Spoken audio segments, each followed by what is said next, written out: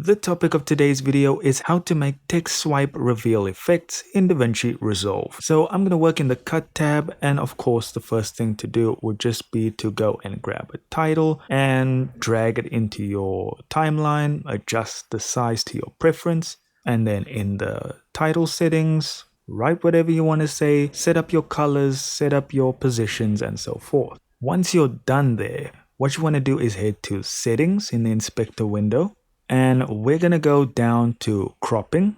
And if you don't see the cropping window or you don't see all these little options, you can just click on cropping and it should pop up. There we go. So now we're going to go to the beginning of our text and we're going to use crop bottom, but you could use any one that you actually wanted to. So now what we're going to do is we're going to change this till we can't see our text.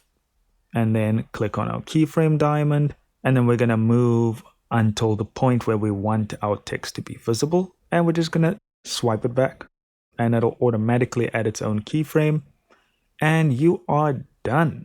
That's it. Thank you so much for watching. Do consider liking and subscribing, and I'll see you in the next video.